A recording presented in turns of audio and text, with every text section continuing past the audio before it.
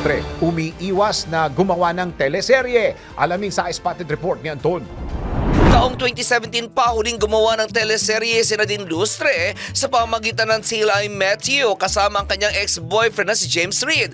Ayon sa aktres, wala pa siyang balak gumawa ng teleserye at puro pelikula muna ang priority niya ngayon. Bagamat ayaw niya raw magsalita ng tapos, pero hanggat maaari umano'y ayaw na muna niya magteleserye. Ang dami-dami daw kasing bagay na dapat niyang gawin at hindi niya ito magagawa kapag gumawa siya ng teleserye dahil kailangan niya magbigay ng time at effort dito. Lagi raw siyang tinatanong kanyang fans kung kailan siya gagawa ng teleserye, pero lagi niya raw sinasabing iba ang pagtatrabaho sa TV dahil kailangan ng mas maraming oras at atensyon.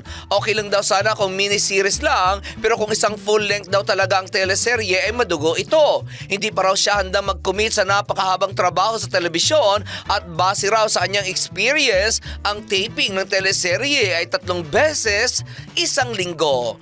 At iyan aking balitang showbiz para sa impilang may todong lakas, DWIZ. Ako si Anton, nagbabalita ng tama, naglilingkod ng tama.